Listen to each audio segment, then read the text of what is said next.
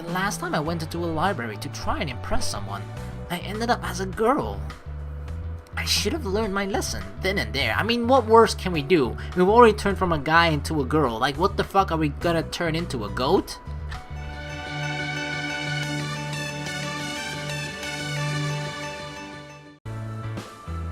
Not sure what I'm meant to do. I wander around the apprentice area that Magi Shira showed me.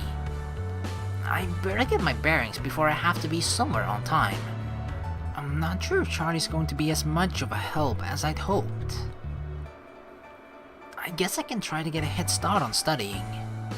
I can't get shown up on the first day. Charlie might never let me live it down exactly. This is a competition between us both, and we gotta outshine Charlie. We gotta out-female her. And Magi Shira would get a bad impression. A worse impression anyway. Yeah, she already had a pretty bad one. Thumbing through some of the books, I find mostly information I've already been told. Spellcasting, the Tactician's Guide to Stealth, so you think you can do magic? It's practical stuff, but nothing's complex that's really going to help me impress anybody.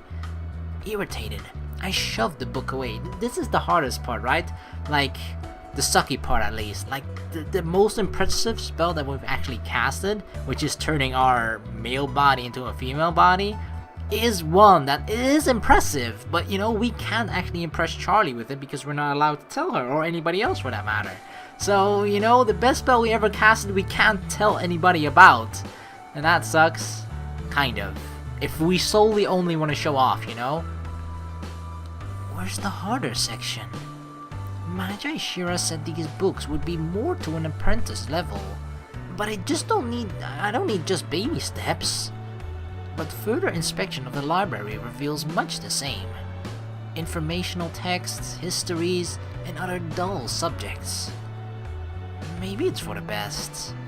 The last time I went into a library to try and impress someone, I ended up as a girl. I should have learned my lesson then and there. I mean, what worse can we do? We've already turned from a guy into a girl. Like, what the fuck are we gonna turn into, a goat? But what am I supposed to do instead? Explore the school, go back to my room. Let's explore the school, right? I mean, I feel fearless in this female body of mine. Okay, I tried playing by the rules. For like 5 minutes. But still, I gave it my best attempt. But I'm sure there are other places I can go, even if I'm not an initiate.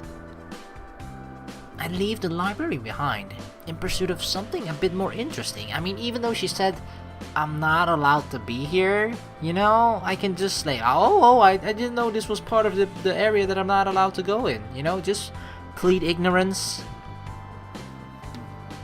This is where I came in. The open room is still just as empty as it was before. How can this building be so huge and we almost don't see a soul inside? Where is everyone? Maybe classes are going on. Curious, I head down another hallway. The passageways reveal much the same. Hallways that look confusingly similar in appearance. Doors that don't seem to have a way to open. I can't even find the place where I took my trial earlier. Shouldn't there be some kind of dining hall or something? A cafeteria? Knowing that as long as I can make it back to the foyer, I can get my bearings. I start wandering through less familiar territory. Uh-oh, we're lost, aren't we?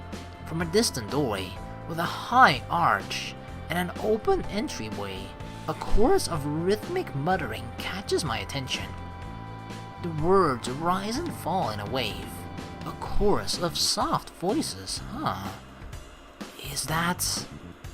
I move forward on my tiptoes, as if anyone might actually hear me over the droning chants. What is this, Bible class? I peek around the corner. Wait a second. That's... Standing at the head of the class, a familiar old man leads the dictation, emphasizing his hand motions with each word. Oh, what is that? What is that called? You know, the guy who's like standing in front of a symphony that's like holding one of those sticks and then just waving his arms around. Is it like the conductor? I don't know. Oh crap! I remember that beard anywhere. Yeah, I remember his skin color. That's the guy who found me in the library. What is he doing here? I actually find the most impressive thing about his just whole facial hair is that his part of his mustache is braided. Like, what the fuck? The smart thing would be to hang back and try to avoid this guy at all costs, considering he knows the secret. Or at least part of the secret. It's a big school. It might be possible. But watching the students, I can't help but wonder what they're doing. My curiosity practically drags me towards the doorway. This is an actual class. Initiates who are good enough to be accepted into the academy. Something we could have become if only we didn't fail. Suddenly, one of the students' hands begin to glow with a soft purple. Excellent, excellent. The professor's own hands are cloaked in green, the power flickering and shifting gently as it coils around like lazy smoke. One by one, students lift up their hands to reveal a color, different shades spilling between their fingers. Are they trying to create the rainbow or something? Very good. What are they doing? Now, who can guess as to why we've performed the same ritual, but have ended up with different colors? Because we each muttered the spell with our own word, own accent and inflection. Ah, very close, very close. Not quite though. What about you?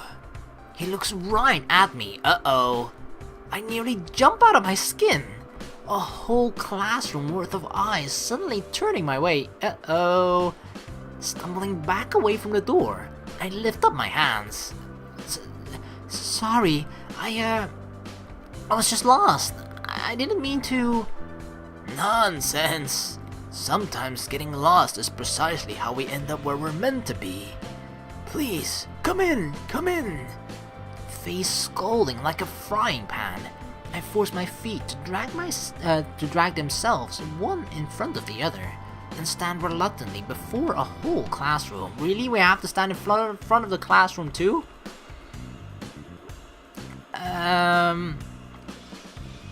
And you are? Sophie. Ah, Sophie. Yes. You've heard of me? Magi Shira consulted me to ask permission to take you on as an apprentice. Oh, is he the... He must be Master Mage Oraman then. At the word apprentice, a soft snicker rises from somewhere near the back of the class, sending a coil of anger twisting through my head. They're looking down on me like... Apprentice, that means they failed the trial. What a noob. What's so funny about it? I'll be just as good as him one day. No, better.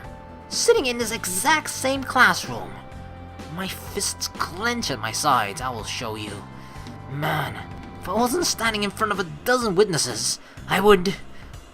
The thought gets cut short. Here, Sophie. Inspect this, and tell me why you think this magic is appearing green. Oh, his hand, or he extends his hands. I blink down at the hands extended to me.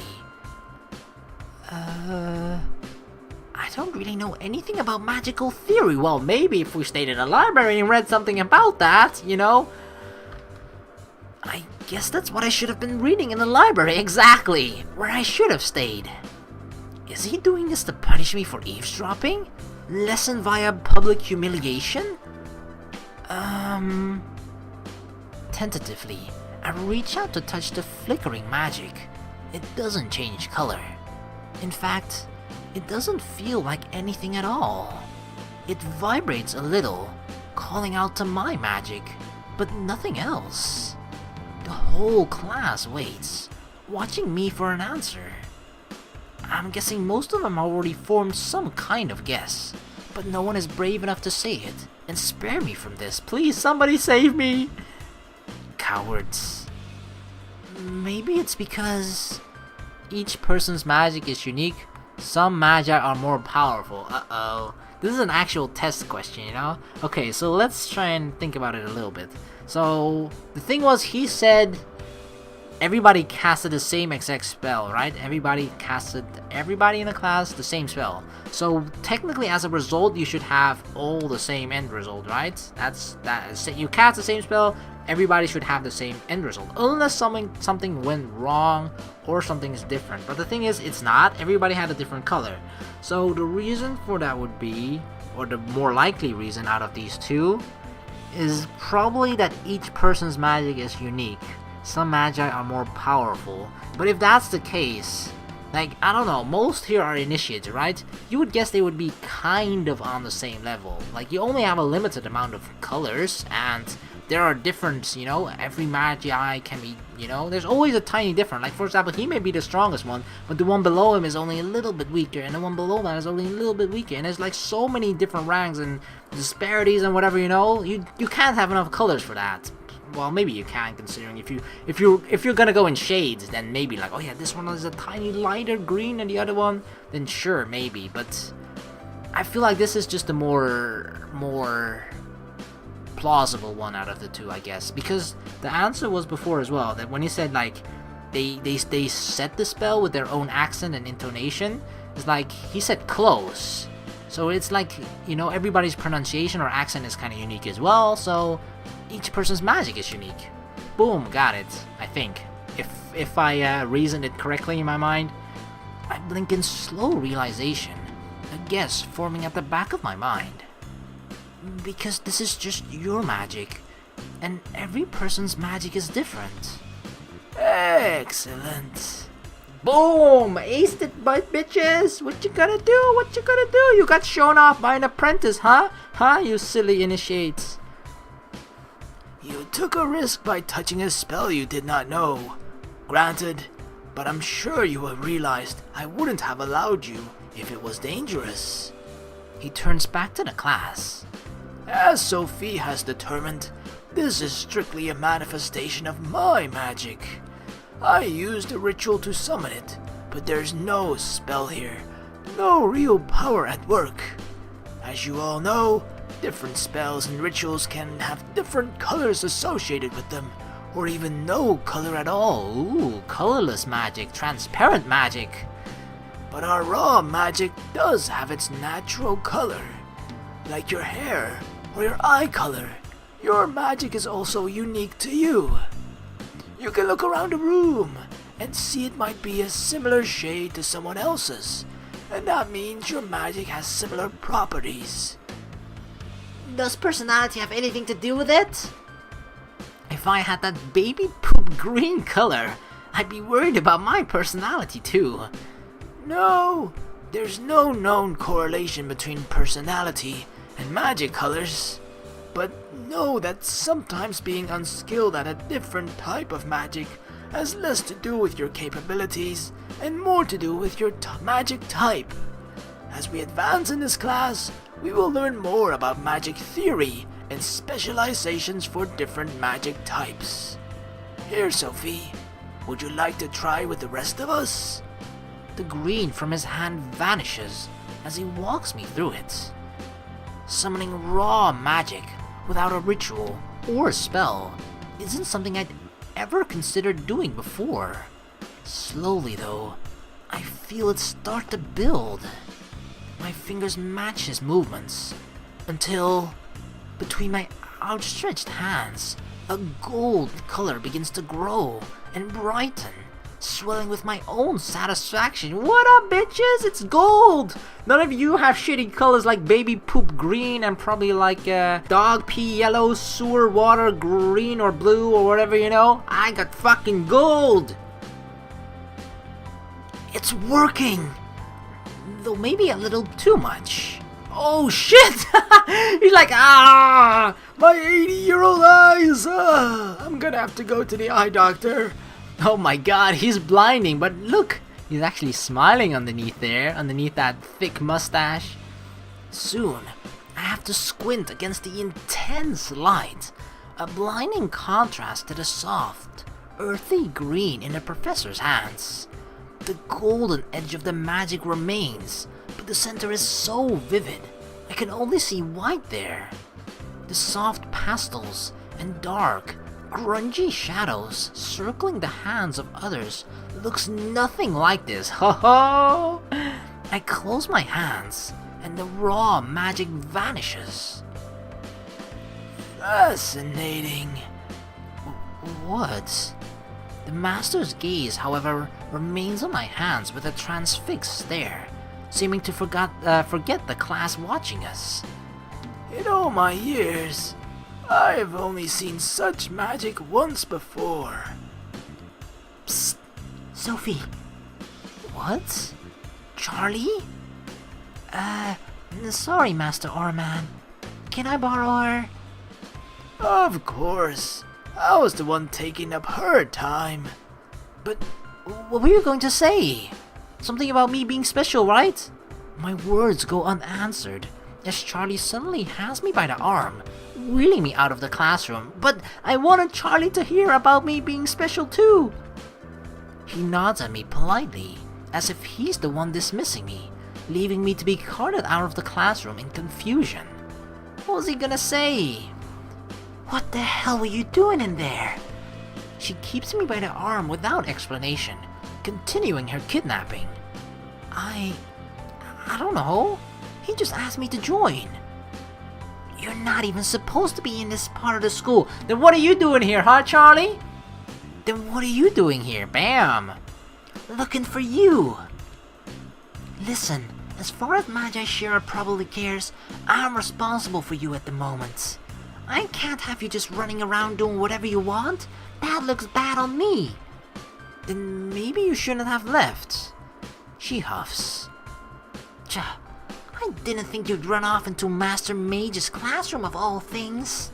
You really don't have any self-preservation skills, do you?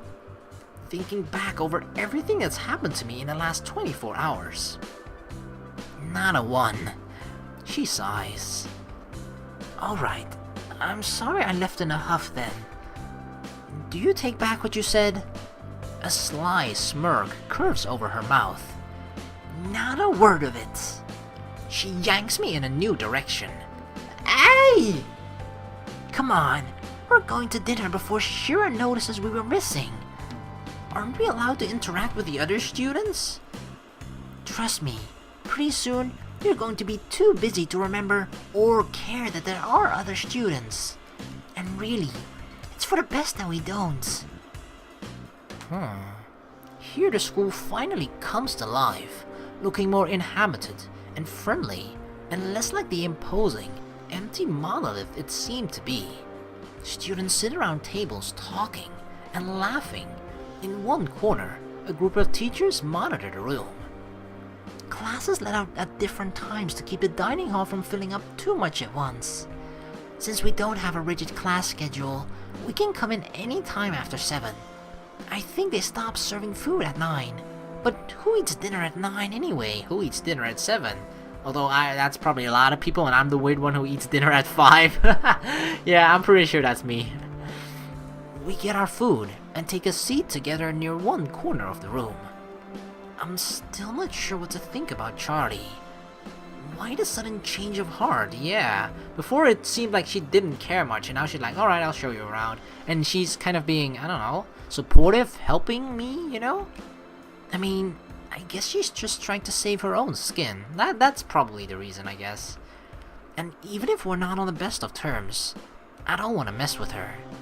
We sit down together, which is a relief for my first day anxiety. I wouldn't have known where to sit otherwise. Oh, that's the worst. Will you stop fiddling with the hem of your shirt? It's driving me nuts. Oh my god, are you one of those people that pays attention to every single detail that a person does and then gets ticked off by it? Like, why is she even looking at my shirt in the first place? It's driving me nuts. I don't realize it, but I do keep tugging it down when I feel the fabric brush too high on my thigh. I don't want to show off my slim... I think we had like a 6-pack or something, right? Or at least a very flat tummy, you know? Girls will be digging that, and guys too. It doesn't cover anything. What am I supposed to do? Wear cute panties. What? I make my best attempt at drowning myself in my drink, as Charlie just shrugs unhelpfully. I hope Magi Shira finds a way to fix this sooner rather than later. Did she really give that as advice? Wear cute panties? I mean, I haven't even been to shopping yet, you know? Apparently I only found the one that was on my bed for some reason, and it's lace, so it's kinda sexy. Dinner is amazing though. Not the food. I barely taste the food. But there are actual Magi here, using spells casually. Really? Like, oh, I'm too lazy to bring the cup to my mouth on its own, so I'm just, let it float to my mouth and then I'll take a sip from it. Wait. Some students carry their trays without their hands. Others nab food off those same levitating, unguarded trays. Really? You see like food flying everywhere and trays flying everywhere? All the laughing and carrying on draws my eyes around the room, not wanting to miss anything. Are you going to actually eat? Oh, right. Sorry. Distracted, I spear some vegetables onto my fork. You look like a little kid. What? Glancing down at my chest, my brow furrows. How? I'm pretty sure big kids don't have these big boobies, okay? Your face. I mean, never seen this many magic users all in one place? Oh, I scoff under my breath. All the time, my family's full of magic users. Not counting myself, I've never seen more than 3 magic users in my whole life before today. She seems to consider that, and then pats my shoulder. Don't worry, you'll get as used to and bored of it as the rest of us. The cynicism doesn't dampen my mood any, but does remind me to actually keep eating. Being used to home-cooked meals all my life, having something not prepared by a familiar face is bizarre. It's not bad, but it is. I don't know, it's different. I swallow down that first pang of homesickness with a bite of food. Not having eaten all day though, the meal doesn't last long, and still Charlie is done before I am. I follow her out of the dining hall,